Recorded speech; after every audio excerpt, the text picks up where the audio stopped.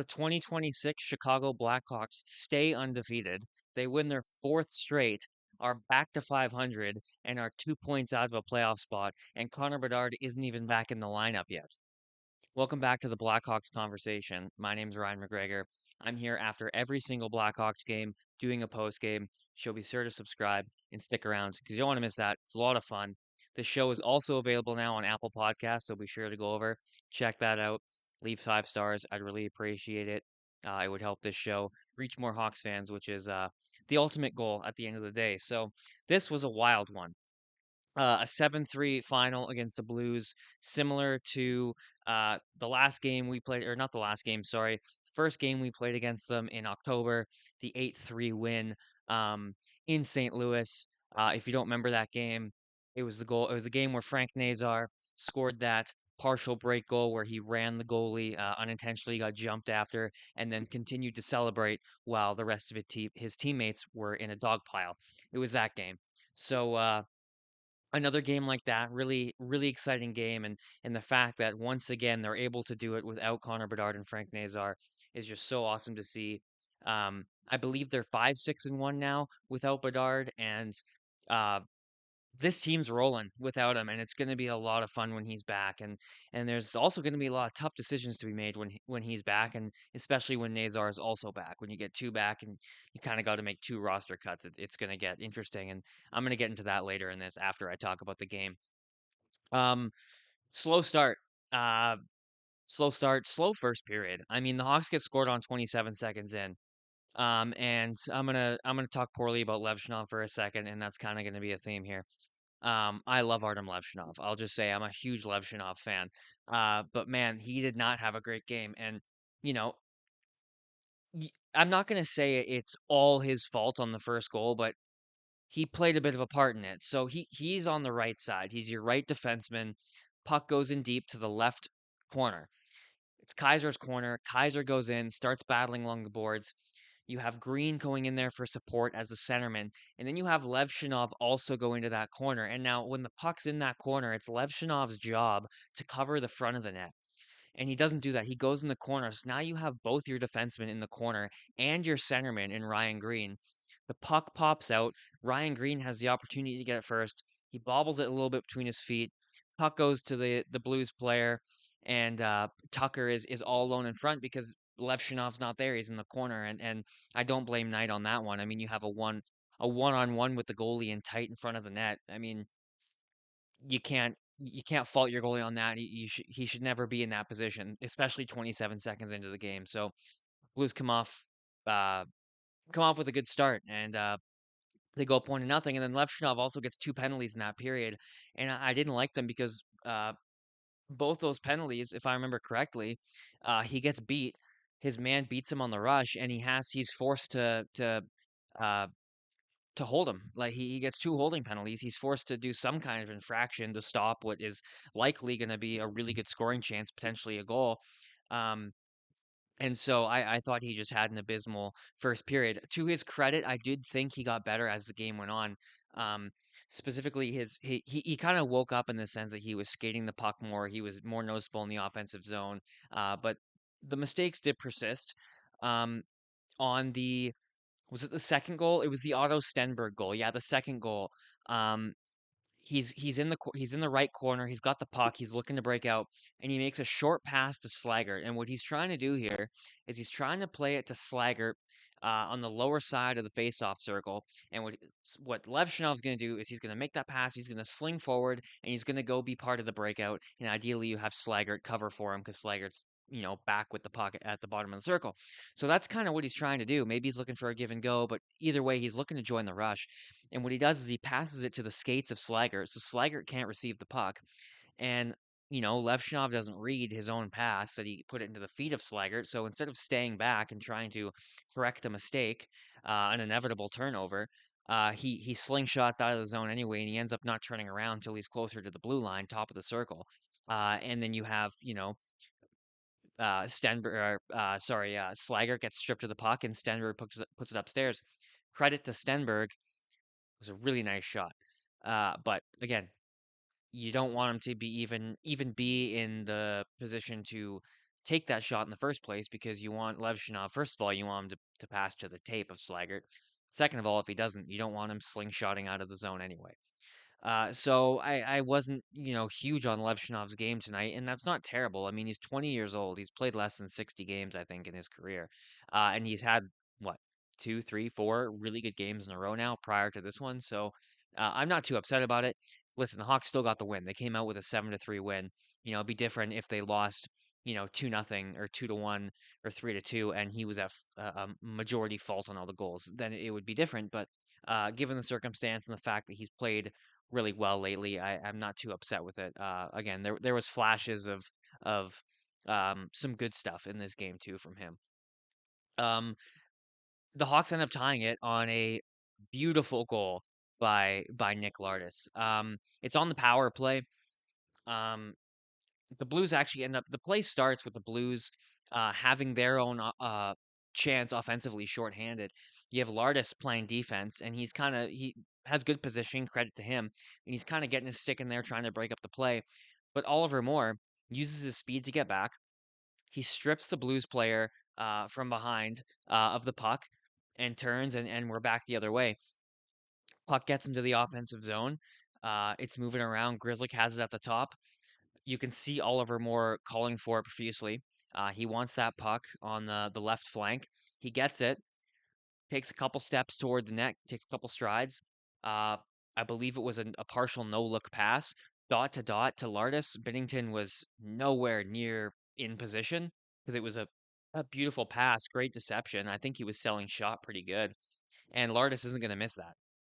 He scored in that 10 times out of 10, wide open net, and it's 1-0. And that connection has been unreal. I mean, clearly they built something together, one throughout the years in development camps together, and in you know the uh, the tournaments before the preseason, and maybe some in the preseason, but also in Rockford, playing on the same line. They were a great duo down there, and they continue that up here in the NHL, and they've looked so good together.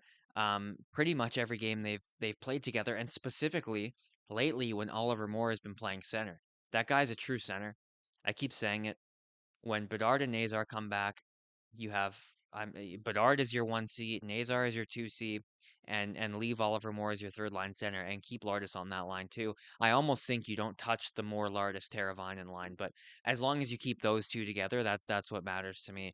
They have been unbelievable together, and that goal was a mix of, the opportunity they've been given, the skill they have, the chemistry they have together, and the confidence that they're building from, the opportunity and the results they're getting from that opportunity. They're both really confident right now, and they're both playing really, really well. And that is they're a big reason why this team is winning without their top two centers, and why they're 4-0 in 2026. So they've been absolutely amazing. And just like that, we're out of the first period. And besides that, it was, you know generally a pretty quiet first period, to be honest with you. Hawks were being outshot. And then we get into the second, and it was, the complete opposite of what we're used to from Blackhawks second periods this season. Blackhawks outshoot them 16-8 in the second period, and they get 4 goals. Um, so they had a great second period. At this point, Binnington was shaky. Binnington, you know, wasn't terrible in the first period, but he got shelled in the second, didn't look much better in the third, and obviously ended up letting in 7 goals. So, yeah, Binnington was really shaky tonight, which I think plays a part in the 7 goal explosion. I don't think it was all, um, you know, amazing goals from the Hawks that Binnington had no chance on. Like look at the Murphy goal. It was a giveaway in their own end, and Murphy had the puck uncontested right in the slot, basically, or the high slot, low blue line, I suppose. And it's a bomb of a slap shot, but one, it's Connor Murphy. It's not like it's Crevier. And two, Binnington got 90% of that puck, and it just went in. So Binnington didn't have a good night, and that played a part in the Hawks potting 7 goals. On the other end, though, Knight was fantastic, and he's the reason they only got two. Or sorry, three. Um, well, I say only three as if it's like one goal. I mean, three's not an amazing night. I'm pretty sure he had like a just a 900 save percentage, but he's still a great night. He made some amazing saves. That breakaway on was it on Cairo? That breakaway was amazing. If you watch the game, you know exactly what breakaway I'm talking about. Um, yeah, he was awesome. And he gives the team, going back to the confidence thing, he gives that team confidence. You can see there's a clear difference in how the Hawks play when Spencer Knight is in net versus when Arvid Soderblom is in net. And it's not a knock on Arvid Soderblom, but when you have a goalie back there that you know is gonna bail you out and make the big saves if needed and when it's needed, you play with a different level of confidence. And you can see it on the ice when Spencer Knight is in the net and the team plays better. They're more confident because they know they have a goalie back there that can bail them out if they make a mistake and is going to make the big saves. And so they play with more confidence and they take more risks. Um, and that's a big part of Levshinov's game too, is taking risks. And I said it on I go live by the way on TikTok in every intermission. So go follow me over there at Blackhawks Conversation every intermission. And sometimes I'm trying to do pre games too, but every intermission I'm live on TikTok. So join along over there. It's a lot of fun. But I said it on the live today in the intermission on that Otto Stenberg goal, the goal where Levshinov makes the pass to the skate of Slaggert. If Levshinov puts that pass on the tape and slingshots out and joins the rush and creates most likely an odd man rush, even if a goal doesn't come out of it, but especially if a goal comes out of it, we're looking at that as a positive and we're saying what a play by Artem Levshinov. So a lot of this guy's success is based on taking risks and succeeding on those risks. And usually he succeeds and he's getting to a place where he's succeeding more and more on those risks. Um, but this was one that he took a chance and it didn't work out. And it's not just luck; it was a bad play. Um, it could have been a good play, but it wasn't. Um, so yeah, luck plays a not sorry not luck sorry risks uh are a big part of his game and you take a lot more when you have Spencer Knight in the net. It's my long way of saying Spencer Knight played really well and the Hawks played really well in front of him. Um, thought Kaiser has a good game. Interestingly enough, the Kaiser Levshinov pairing was a -2, which was interesting. Um, three of the Hawks goals were on the power play, sure, and none of the Blues goals were on the power play. So sure. But I thought that was interesting. I thought the pair overall looked all right. I thought Kaiser had a good two-way game. He always does. And again, I said it on the live, and I'll say it again. Wyatt Kaiser we're watching him turn into a really good, a really valuable two-way defender. He is a textbook two-way defender. His stick checking skills remind me of Duncan Keith. I think he's that good, and he's only what 23 years old, I believe. And so, uh, sky's the limit for this kid, and I'm so glad to have him on this team, and he's so fun to watch, and he's quickly becoming one of my favorite players on this team. But I think I could say that with every player at this point. I just love this team, and watching them play this year has been so fun. And I think we all feel that way. But yeah, this was a great game. I mean, the Hawks outshoot the Blues 35-30. The power play, sorry, goes 3 for 4. I mean, that's awesome. You have a 75% power play. Like, that's unbelievable. There's a reason our special teams are in the top 10 and we're close to that last year. And the penalty kill goes 5 for 5. This penalty kill has been so good. And yeah, obviously the St. Louis Blues have a terrible power play. I think they were what? They had the third or fourth least amount of power play goals this season. But that doesn't take away from the fact that this penalty kill has consistently been top 5 in the NHL. Coming into tonight, I believe they were fourth in the NHL. This penalty kill is really good. And again, it goes back to Spencer Knight. He has to make some big saves on the penalty kill, and he does. But the the guys on the penalty kill are also really good at what they do. So this is a team with good special teams that are only going to get better when Bedard and Nazar are back. And speaking of when those guys are back, who goes down?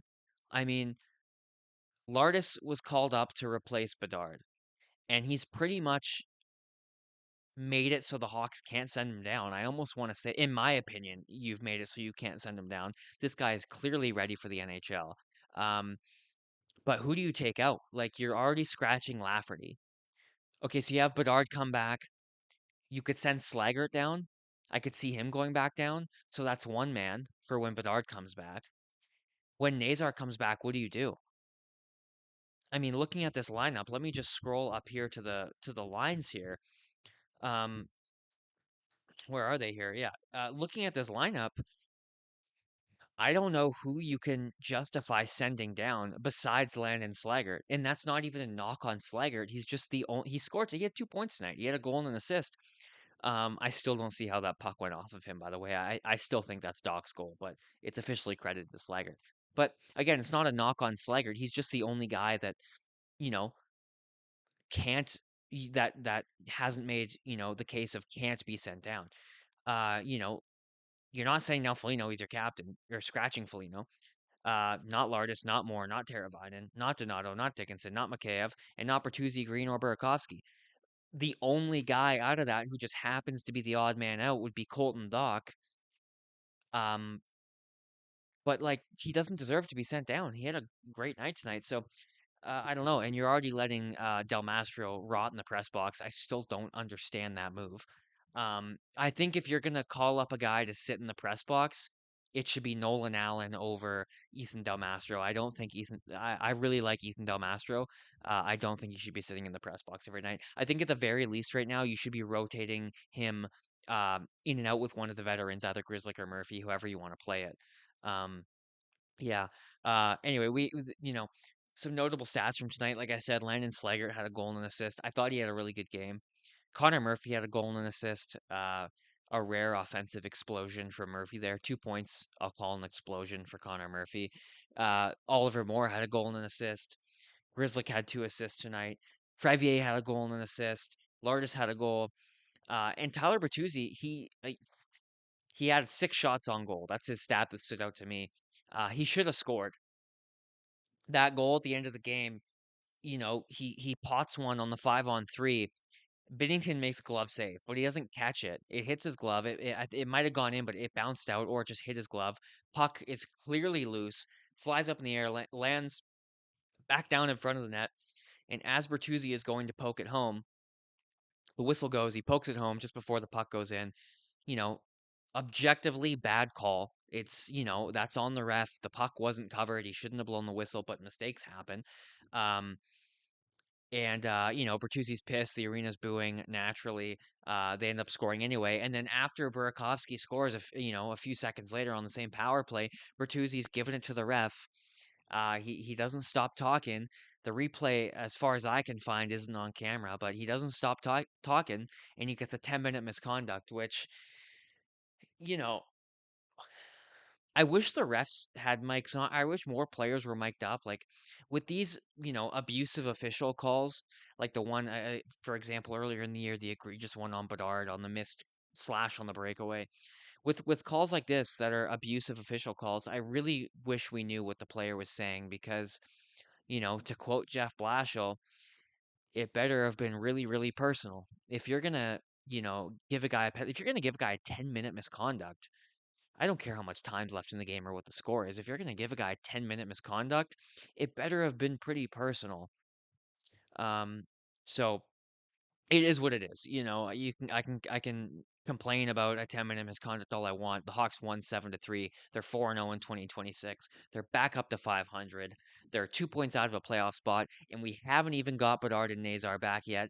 And more good news, if you saw on Twitter today, Bedard is back on the ice, not in a non-contact jersey, participating with the team.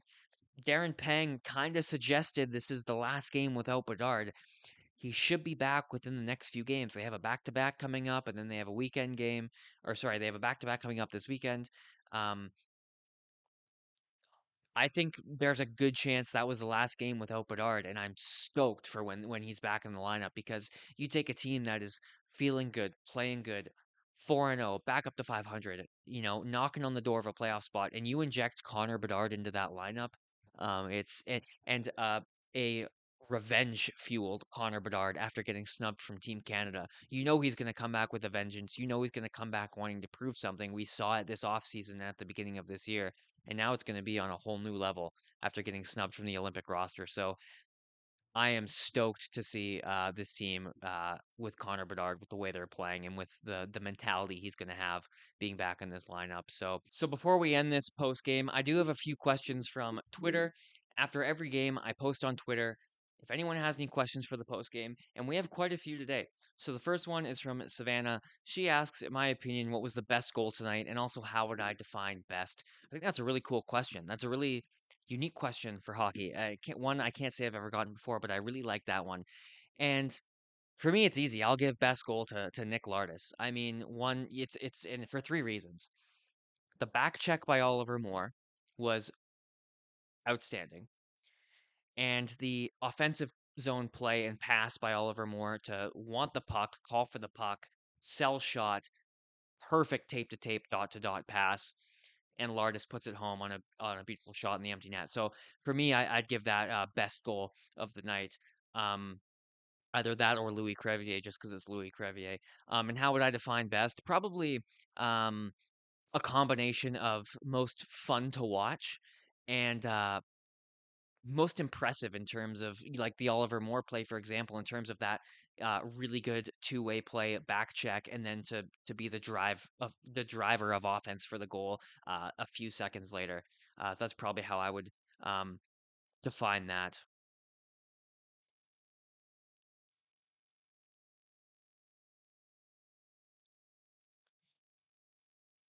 And the next question we have is from B. Sikora. He asks, how hard is it to send a kid like Lardis down, considering how well he's playing? I think Lardis could benefit from dominating the AHL, but he's going to be dominant once he establishes himself. And I kind of touched on this earlier in this post game here. It's going to be hard to send him down. Like I said, if it were me, he's already, you know, basically, made a case for himself that you can't send him down, in my opinion. Um, but if they do, like you said, he could benefit from dominating in the AHL. Don't get me wrong; it's not like it's gonna ruin his development if he has to go down to the AHL again until, say, the trade deadline when you unload some guys. Um, yeah, I think, like I said, in my opinion, I think he's made it pretty damn hard to send him down, and I personally hope he stays. I don't want to see him in the AHL. Like you said, a good point. I don't think it's going to hurt his development because he's just going to dominate more down there. And I think you're also right with if you leave him up here, he's slowly going to start to dominate more and more when he establishes himself. And it's happening. We saw it tonight. He's getting there. He's starting to score. He's starting to put things together. He's using the body. His two-way game has looked a little better, I'll say. Not perfect, obviously, but that's just not his game. He's a shooter. That's not his game. Um, and we have one more from Calvin. It's kind of two questions. He leaves two comments, playoffs question mark, and then the other one is, do you think this is sustainable when Bedard comes back? So I'll kind of put those together as one question. Um, w- the first part of that being absolutely, I think it's sustainable when Bedard comes back. I think this team is finding its groove, and I don't think players are exceeding their own expectations right now. I think everyone's playing how we know and how the coaching staff knows that they can play. So I absolutely think it's sustainable. I think the biggest issue is just like I said, who stays and who goes. Like when both those guys are back, you got some tough decisions to make, but it's a really good problem to have. So I absolutely think it's sustainable. And as far as playoffs go, yeah, I think this team could easily be a really good team post Olympics.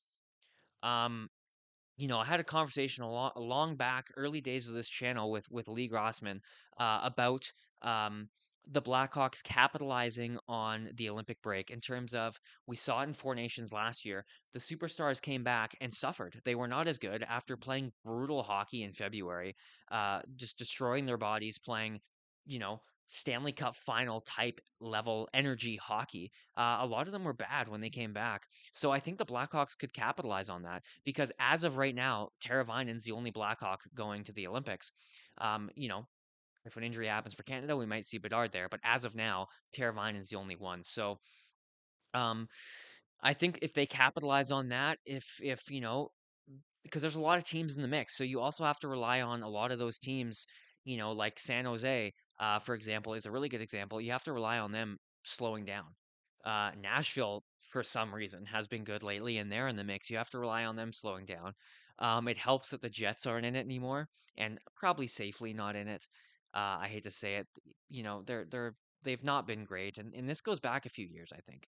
Um, but Yeah, I think it's sustainable, and I think for as far as playoffs go, like I think this team can perform well enough to be in the playoff picture. I think it comes down to jumping the teams that are in the mix, and that comes down to are those teams going to fall off or fall off enough to where the Hawks can jump them. So yeah, that's my answer to that two-parter.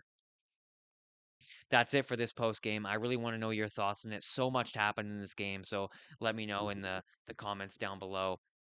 And be sure to follow, like I said, over on TikTok. I'm live uh, after every intermission, first intermission, second intermission. I also just post a lot on there about the Hawks, so sure to follow over there. Follow on Twitter. Same idea over there, minus the lives.